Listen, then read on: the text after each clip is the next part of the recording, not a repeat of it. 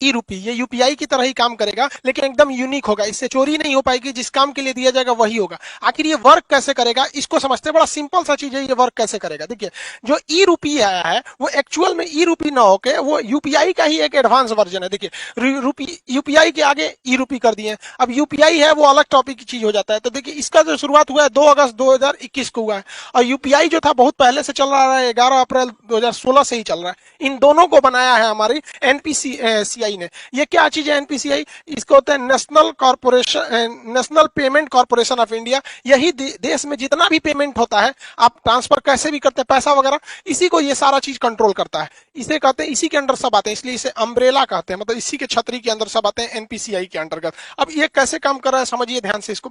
ये है, इसमें मैसेज या क्यूआर कोड द्वारा आपको एक स्पेसिफिक कोई भी सुविधा भेजनी होगी तो ये क्यूआर कोड द्वारा आएगा। क्यूआर का फुल फॉर्म क्या होता है? Quick response. ये बड़ी तेज रिस्पांस करता है, कहीं पेमेंट कटाना है, क्विक रिस्पांस तुरंत ये काट देता है।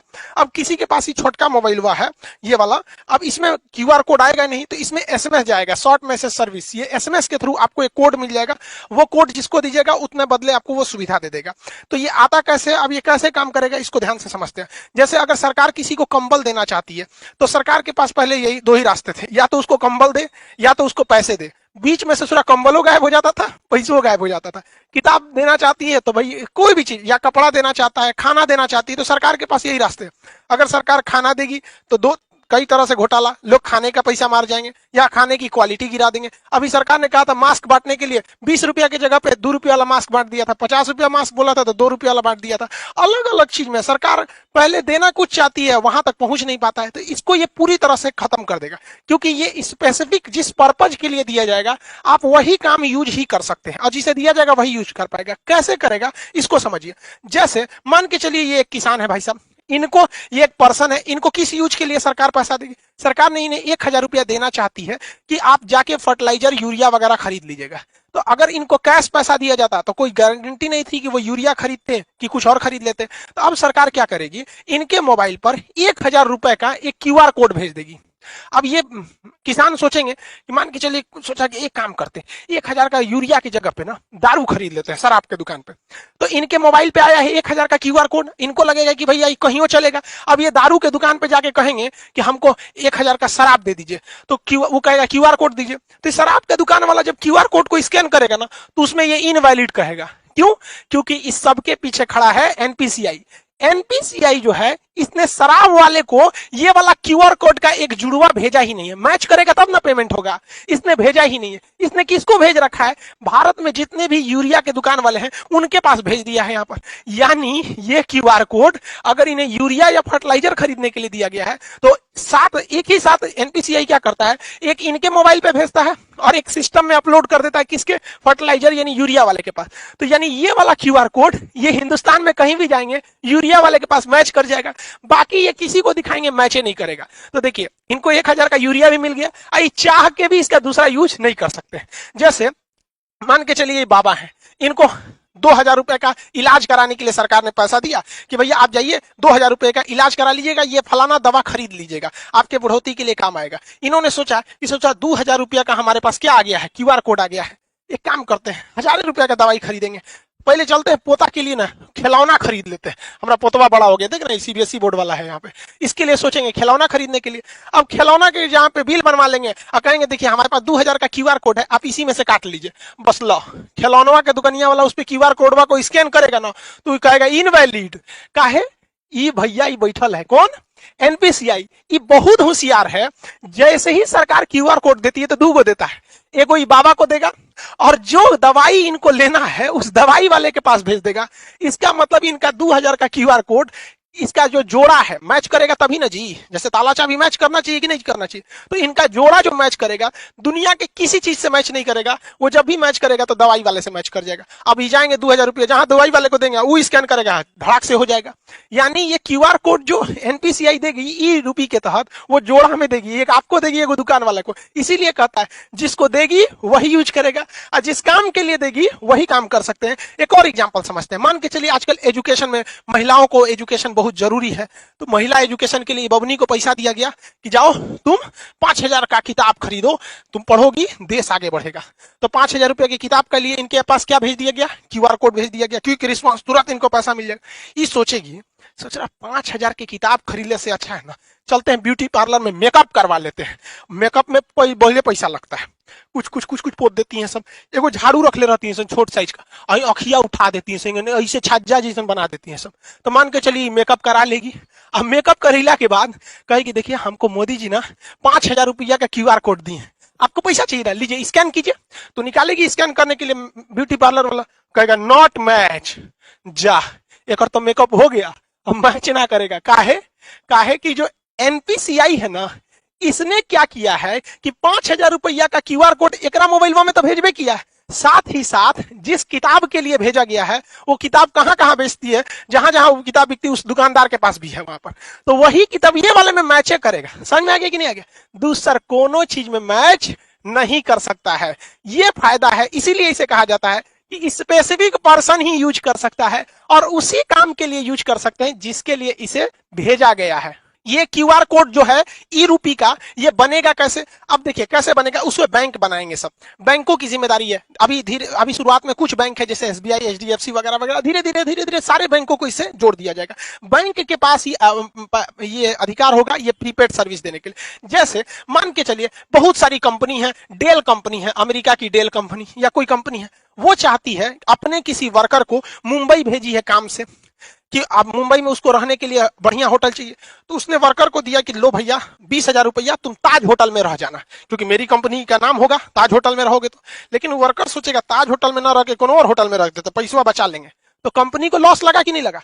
तो अब कंपनियां क्या करेंगी, धीरे धीरे जब ये एडवांस होगा तो वो क्या करेगा, डेल कंपनी किसी बैंक को कहेगा कि हमको 20,000 रुपया का ताज होटल का एगो कूपन दे दीजिए, QR कोड दे दीजिए। तो ये 20,000 का देगा तो कुछ अपना चार्ज भी लेगा, 20,000 का देगा तो। अब बताइए ये आदमी जो कंपनी थी या सरकार थी उसने कूपन बनाने को दिया, तो ये बैंक किसको रिक्वेस्ट भेजेगा, NPCI को। ये 1 सेकंड के अंदर अंदर इसको कोड बना के दे देगा। NPCI 3 गो कोड बनाएगा। पहला एगो रखेगा अपने पास कि भाई दी में कोई विवाद हो गया तो हम मैच कर लेंगे, एगो उस वर्कर बाकी बैंक को दे देगा। तो बैंक किसको देगा, एगो वर्कर को कि हाँ भैया ले जाइए आप ताज होटल में रुकिएगा। एगो स्कैन करने के लिए कहां चल जाएगा, ताज होटल के पास। अब लो तुम ओबराय होटल में लगाओगे, किसी और होटल में लगाओगे, उस सुनबे नहीं करेगा। क्यों? क्योंकि एक जोड़ा उस कर्मचारी के कहां पे था, वाउचर में दिया गया था मोबाइल में स्कैन करने के लिए। एगो किसके पास था, ताज होटल के पास, और एगो किसके पास है, NPCI के पास। कि बाद में कोई विवाद हो जाए कि ना मैच नहीं कर रहा है और कंपनी का ना ताजे होटल का ही है, मैच क्या नहीं करेगा, तो ये सुलझा सके। समझ में आ गया? इसके अलावे एगो ये अपने पास इसलिए रखता है कि मान के चलिए इसने भेजा और कर्मचारी आया ही नहीं, 1-2 साल तक नहीं आया, तो बाद में वो वाउचर बर्बाद नहीं होगा, तो एक फिक्स टाइम के बाद NPCI कहेगा उसे ताज होटल में जाइए, नहीं रहा है 2 साल हो गया, एक काम कर जिसका है पैसा वापस कर दे, लो भैया। तो इतना वेल डिसिप्लिन हो जाएगा ये चीज जिसका कोई हद नहीं। अब सरकार पहले याद कीजिए, पहले राजीव गांधी जब प्रधानमंत्री हुआ करते थे उस समय की बात है, वो कहते थे 100 रुपया भेजती है सरकार तो 55 रुपया पहुंचता है। अब बताओ भाई, अब तो इसमें टेक्नोलॉजी का है, 100 रुपया भेजेगी सरकार तो 100 रुपया पहुंचेगा, और जो ने चीज का भेजेगी वही चीज में पहुंचेगा, क्योंकि उसका जोड़ा 3 को बनाया है। एगो NPCI रखा है, एक जिसके लिए आपको भेजा है, दूसरा जहां स्कैन करेंगे वहां पे। अब जैसे मान के चलिए किसी को, अब अपने इतना तो समझ ही गए, अभी सरकार ने कुछ मंत्रालय को इसमें किया है, आगे जाके सारी चीजों को इसी से जोड़ दिया जाएगा, वही काम ही आ सकता है।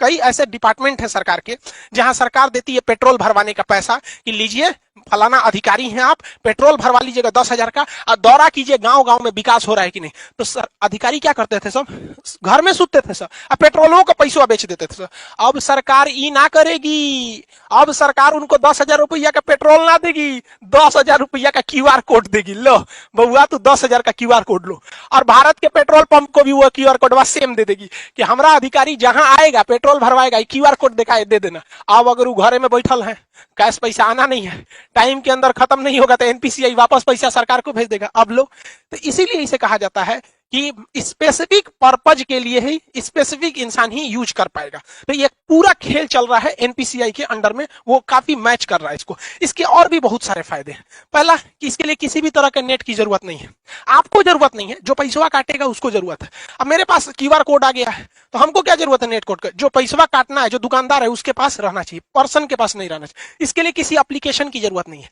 पहले आप पेमेंट पैसा देते थे यूपीआई के थ्रू या किसी के थ्रू, तो आपको कोई ना कोई, चाहे गूगल पे रखिए, पेटीएम रखिए, भीम रखिए, फोन पे रखिए, अब बड़ी ज्यादा था ससुरा पेमेंट ऐप, तो कोई ना कोई एप्लीकेशन की जरूरत है। ऐसा कोई अभी एप्लीकेशन की जरूरत नहीं है, आपके मोबाइल पे क्यूआर कोड आ जाएगा, रजिस्टर मोबाइल। दूसरा, इसमें किसी भी तरह के रजिस्ट्रेशन की जरूरत नहीं है।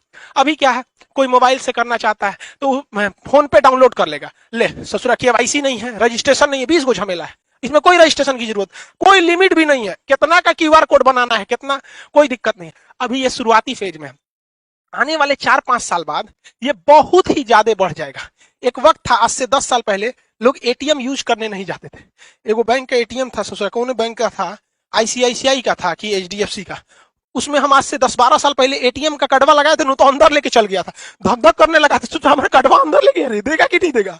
लेकिन आज देखिए एटीएम कितना फेमिलियर हो चुका है, तो धीरे धीरे ये भी काफी फेमिलियर हो जाएगा। अब आप समझ गए कि ये स्पेसिफिक काम में ही इसे यूज किया जा सकता है। आने वाले वक्त में सारे लोग अब ऐसे ही करेंगे। जैसे कोरोना में किसी को आपको खाना देना है, तो एक काम कीजिए, आपको मान के चलिए दिल्ली के लोगों को खाना देना है, तो आप क्या कीजिए, 1000 क्यूआर कोड बना लीजिए, और उस क्यूआर कोड का एक कॉपी तो एनपीसीआई के पास रहेगा, आपको दुइये को ना मिलेगा। तो आप क्या कीजिए, उस 1000 क्यूआर कोड को दिल्ली के होटल को दे दीजिए, और बाकी बचा को 1000 जनता को दे दीजिए।